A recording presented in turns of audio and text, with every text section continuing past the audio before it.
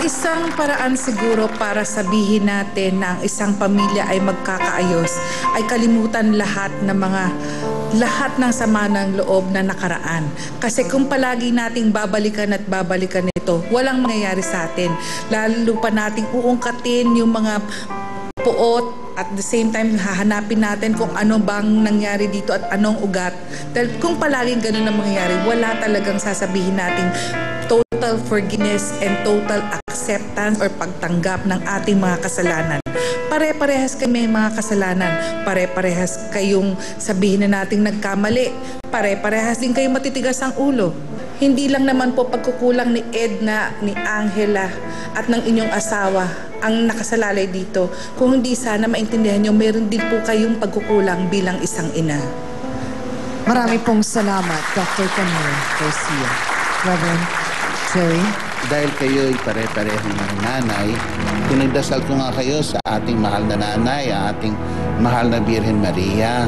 Kasi parang naramdaman ko, baliktad na baliktad ang aking dasal sa nararamdaman ko sa inyo. Parang nangyayari, sabi ko, "Hoy mga nanay, napupuno kayo ng disgrasya. Ang kasama ay sumasa inyo. Bukod kayong minamalas sa babaeng lahat, at minamalas tuloy ang mga anak ninyo. Pero para mapuno ka talaga ng grasya, puno pa kayo nanay ng grasya. Ito sana gawin ninyo. Pagpalaan nyo, lagi nyo i-bless yung mga bata. Huwag nyo mumurahin. Bigyan nyo ng blessing ang mga bata. At mga bata, mga anak, hingan nyo ng blessing lagi ang inyong mga magulang." Marami pong salamat, Reverend Jerry Papiador.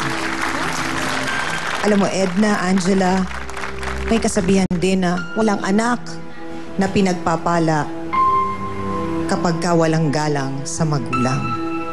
Kahit na sabihin mong masakit ang mga binitawang salita ng nanay ninyo, pero kung sa inyo manggagaling ang pangunawa at pagpapakumbaba, maipapakita ninyo na kaya nyo palang maging mabuting tao.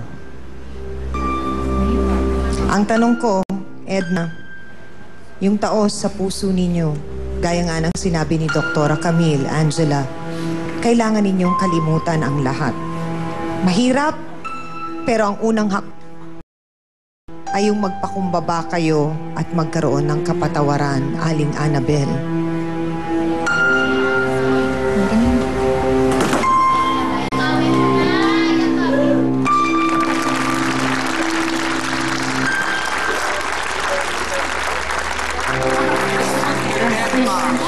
Donabel, imbis na suportahan mo yung mga kapatid mo, bakit mo naman sinasabing ang plastic nila? Mamaya po kasi plastic lang yung ginagawa nila eh. So paano nga kayo magkakaayusan kung hindi ninyo susuportahan ang isa't isa? Kailan po ba ang huling beses na sinabi ninyo sa mga anak ninyong mahal niyo sila? Tagal lang. Bakit po? Bata pa lang sila. Bakit po? Ano pong nangyari? Nakalimutan ninyo yun? Mahal ko sila pero hindi ko pinapakita na, hindi ko sinasabi na ano talaga. Basta mahal ko sila. Mahalaga rin po na sinasabi yun. At siguro din naman kung maipapakita nyo sa mga anak ninyo na mahal nyo sila at nire-respeto nyo rin at hindi nyo po dinadown, kung sakali man pong dumating ang oras na kailanganin po ninyo sila, siguro naman din po, nandyan sila para sa inyo. Magsuportahan kayo. Kasi sa kaduluduluhan, wala namang kami dun eh. Wala kami sa bahay nyo. Kayo-kayo din ang magkakasama. Kayo-kayo rin ang makikinabang sa magandang samahan ninyo at sa magandang pagmamahalan ninyo. Kaya sana po talaga, nandito, sa puso ninyo, ang tunay na kapatawaran. Maraming salamat sa ating mga bisita. Aminan na po tayo mga kapatid. Napakaraming aral na naman po tayong natutunan sa ating pong isyu ngayon. Respeto, paggalang at pagmamahal. Ang kahulugan po ng isang maayos na buhay ng pamilya at ang pagkakaroon po ng respeto, paggalang at pagmamahal ng bawat miyembro ng ating pamilya. Dahil ito po ay ang nagsisilbing matibay na pundasyon natin. May kasabihan nga po na ang respeto ay hindi po hinihingi, kundi kusa po itong binibigay. Ang taong walang respeto sa magulang, kaibigan, kapwa o sa sarili ay yung mga tao ding walang respeto sa iba at pagpapahalaga sa sarili. Kung matatandaan po natin, isa po sa 10 utos ng Diyos, ang igalang mo, ang iyong ama at ina. Ano man ang sitwasyon natin sa buhay ay dapat po natin silang igalang. Hindi man po na ibibigay sa atin ang mga nais natin sa buhay, wala pong kabayaran ang kahit na anong bagay na pag-aaruga at pagpapalaki po nilang binigay sa atin. Sa mga magulang, magbigay din po tayo ng patas na disiplina sa ating mga anak na may pagmamahal po. Kailangan nating disiplinahin ang ating mga anak dahil ito po ang nagbibigay ng direksyon at nagtuturo po ng tama nilang kalagayan.